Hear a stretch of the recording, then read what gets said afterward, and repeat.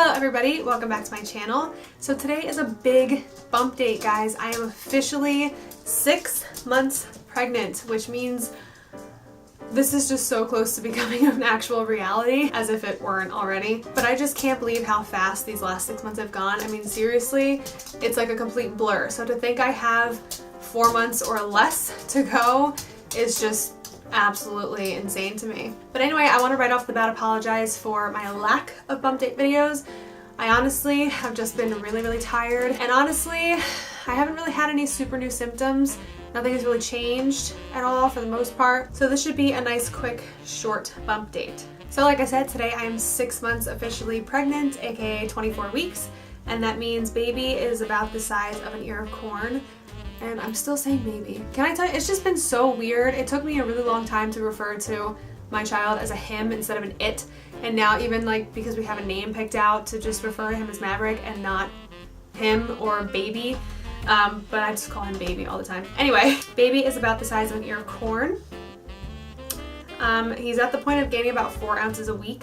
So he's definitely over a pound. I just want to put out there that all of these estimations of weight and length are probably so wrong for this child, because I've been getting a lot of comments about how I look so much bigger than I am, which I really don't know if I believe, or people just like don't realize because they don't really look at it every day enough to be like, oh, you know, you're growing steadily. I'm getting a lot of like, oh my gosh, do you have twins in there? And he's gonna be a big baby, or, but honestly, like, I'm 6 months pregnant. I'm gonna be kind of round at this point. But anyway, my mother-in-law had 9, 10, and 11-pound babies, and she had all boys, and I'm carrying a boy of that same descent, so it's very likely that my child will be large. But speaking of which, and to have some kind of proof to go along with that, I will talk about my last couple of doctor's appointments. So obviously we had our 20-week scan that I wasn't able to talk about until now, and everything is perfect. Everything is exactly how it should be. Nothing is missing, nothing is deformed,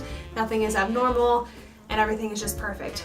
But let's talk about his size, because at the time when I went to this appointment, of course I'm reading my apps and whatever, and it said at that point in time that he should have been around 11 ounces, and he was 14. So I asked her if that was like on the bigger side, and she's like, well, it's in the quadrant he's supposed to be in.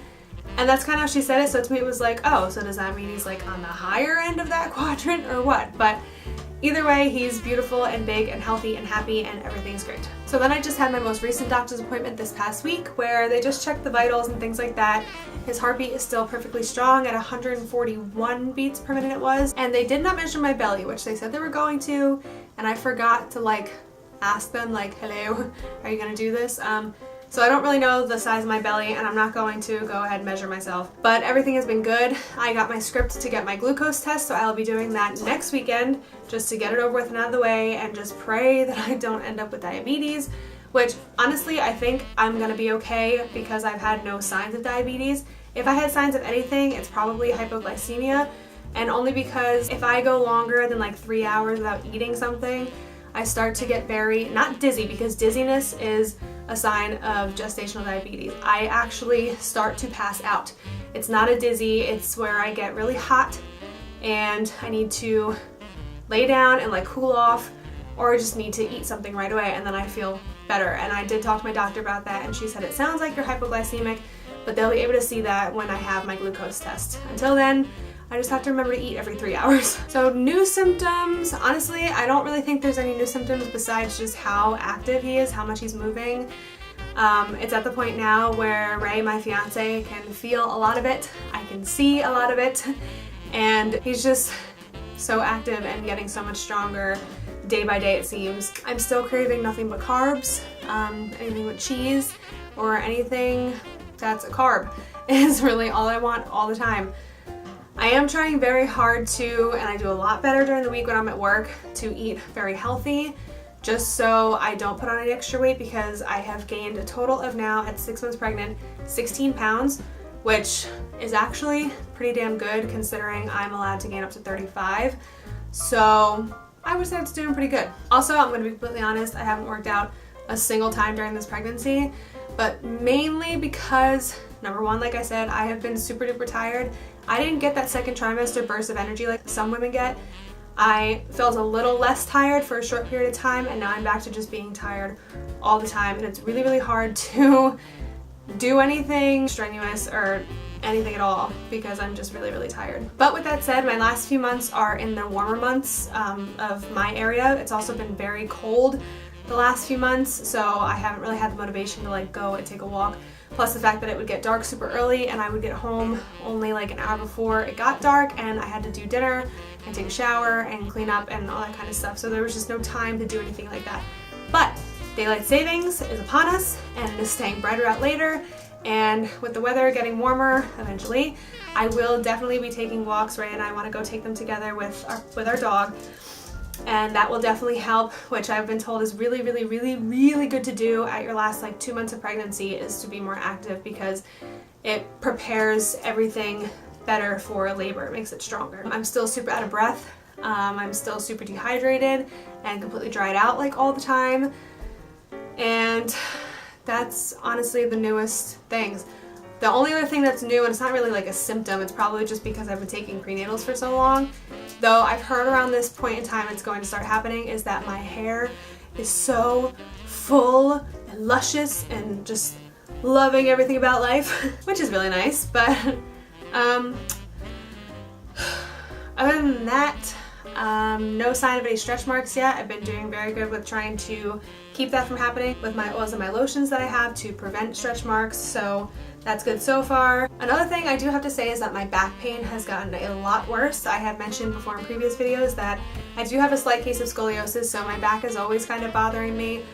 I constantly have to be very conscious of my posture, and it actually is bothersome to have good posture when you have scoliosis, so that's a pain in the butt as it is. And then on top of that, just with, I guess, baby stuff going on, it makes it harder and a little more painful for me. So that's becoming a little bothersome.